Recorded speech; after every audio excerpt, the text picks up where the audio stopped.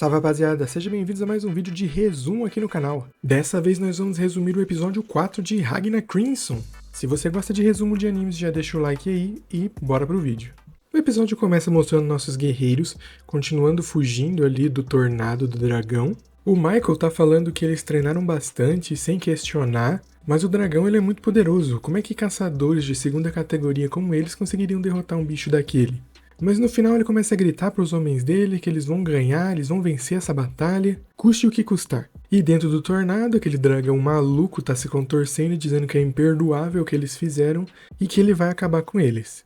Bom, o Crimson ele pisa fundo no caminhão e diz que o dragão tornado ali é 2 vezes mais rápido que o veículo deles, então eles não conseguiriam escapar se eles quisessem, e por isso que eles estão indo em direção ao sol. Ela fala que o nascer do sol não seria o suficiente para matar um dragão superior com a saúde plena, já que a sua recuperação é muito rápida. Mas no final ele ainda vai ter que desviar. O Michael começa a metralhar o tornado e as balas que o Ragnar criou começam a congelar partes dele. E a Crimson fala que a prata não congela os dragões, mas sim congela o fluxo de mana deles. E é por isso que quando as balas tocam no tornado ele congela. O dragão fala que só aquilo não vai ser o suficiente para parar ele. Daí a Crimson dá um sinal pro pessoal que tá atrás do caminhão atirar. Eles atiram com armas carregadas com uma bala mais potente, uma bala que possui mais prata dentro. E quando eles atiram, o tornado se desfaz temporariamente. O dragão fica se contorcendo, dizendo que o vínculo dele com o vento está sendo quebrado. O Michael fala que a velocidade do tornado diminuiu. E o Crimson fala para ele continuar atirando. Daí o dragão vai ficando maluco, dizendo que é imperdoável aquilo, tentar impedir ele de esmagá-los. E ele continua atrás do pessoal, o pessoal atirando, o tornado vai ficando cada vez mais fraco, até que chega um momento em que ele bate numa ponte e ele é arremessado para fora do tornado. Nisso o sol já está para nascer. Bom, o que aconteceu foi que aquela ponte está imbuída com o poder do Ragnar que estava logo abaixo dela. Foi por isso que o tornado não conseguiu passar pela ponte. Bom, no momento que o dragão tá caindo, o slime aparece e agarra ele, e empala ele numa lança que estava no chão sendo segurados por alguns caçadores. Nisso o sol já tá nascendo e ele vai começando a queimar. Ele tenta fazer novamente um tornado, mas não consegue. Como o Crimson falou, a prata afeta a mana deles, mas o bicho não é tão burro assim. Ele acaba quebrando o solo onde estavam os humanos, com isso a lança que eles seguravam cai, e ele consegue se libertar e tenta ir se esconder nas sombras. Só que o Crimson vem com o caminhão e atropela ele. Daí o Michael e o seu pessoal vêm com as armas e continuam atirando nele, até o sol nascer totalmente e ele pegar fogo de vez. O Crimson disse que esse dragão ele não era peixe pequeno, na sua forma completa de dragão ele é capaz de invocar mais de 4 tornados, e isso seria um problema para eles, mas graças ao plano dele, veja só como o dragão ficou. Pareceu até fácil. E antes do bicho desaparecer por completo, um soldado vai lá com a espada do Ragnar que a Crimson deu e corta a cabeça dele. E ela fala que depois da prata e dos raios solares, a arrogância dos dragões é o terceiro ponto fraco deles. A Crimson diz que o Ragnar estava certo e que ele conseguiu provar o seu valor. Rola um flashback deles conversando antes de partirem na noite anterior, onde o Crimson está falando que o Ragnar fez a escolha certa em escolher ele, e disse que logo ele entenderia. Em pensamento, o Ragnar fala que aquilo nada foi do que um teste do Crimson, não foi uma verdadeira batalha para ele, já que ele possui todo o conhecimento de todos os dragões. Com isso ele consegue prever os movimentos dos inimigos sem mesmo precisar que o Ragnar fale o que aconteceu no futuro. E ele pensa que quando os dois juntos exterminarem todos os dragões, o último dragão que ele vai ter que exterminar é o próprio Crimson, já pensando que vai ser uma batalha bem difícil. Bom, mais tarde o pessoal está reunido e o Crimson deu aos caminhões para que eles pudessem resgatar os sobreviventes e ir para outra cidade. O pessoal agradece e o Crimson diz que tem uma última coisa a falar. Ele bate as mãos e fala para eles o esquecerem. E aparentemente é isso que acontece, já que o pessoal lembra do Ragnar, mas não lembra que ele tinha um ajudante. O Michael agradece o Ragnar e eles vão embora. Depois disso, o Crimson tira do chapéu dele um radinho. E ele transmite um áudio da capital real, onde o exército real está dizendo que as fronteiras deles estão sob ataque de dragões em grande escala, e diz para o pessoal seguir o regimento e evacuar, e diz que eles estão oferecendo abrigo. Bom, o Crimson desliga o rádio e pergunta para o Ragnar o que ele acha. O Ragnar fala que aquilo é claramente uma armadilha, Eles fecharam as fronteiras, estão atraindo todos para o centro da capital. A armadilha é clara. Bom, o Crimson fala que já está na hora de uma nova caçada, e eles vão em direção à capital.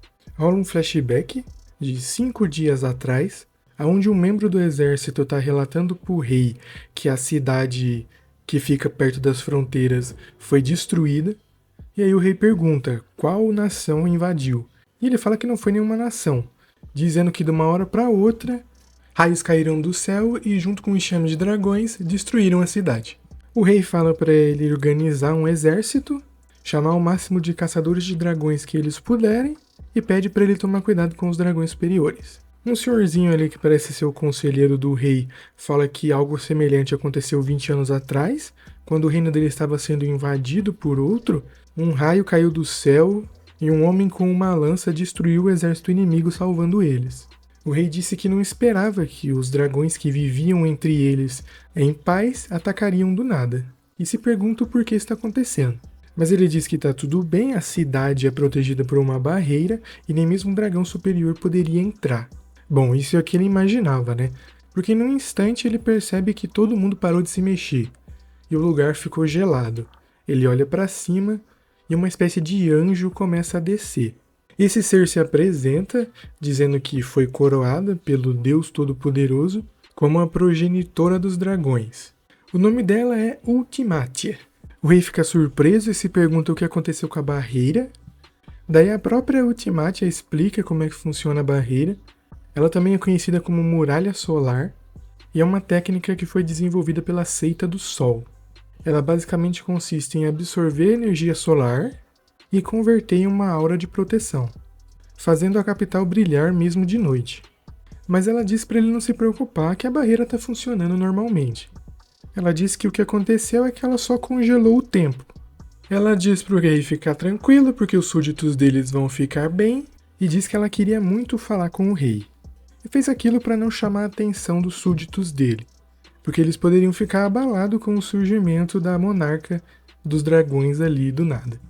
Bom, o rei pergunta o que ela quer com ele, e ela diz que pede desculpa, dizendo que ela nunca teve a intenção de atacar a cidade lá da fronteira.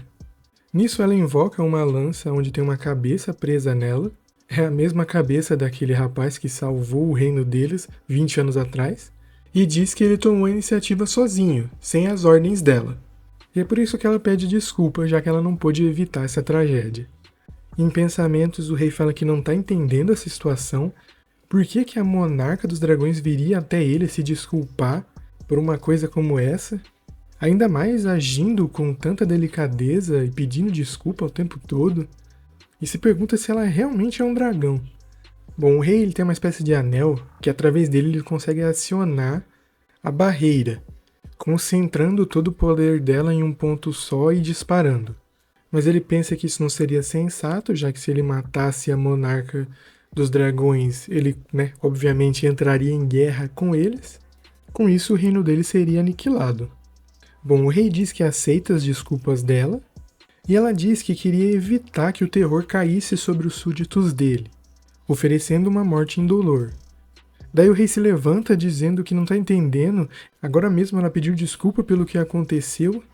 Ela disse que sim, isso é verdade, mas infelizmente o reino dele tem que ser destruído porque é a vontade de Deus. Mas por piedade aos humanos, ela ia fazer isso da forma mais tranquila possível para eles. Só que devido ao ataque do seu subordinado ali, agora o pânico se instaurou no reino. E aí o pessoal ia querer fugir.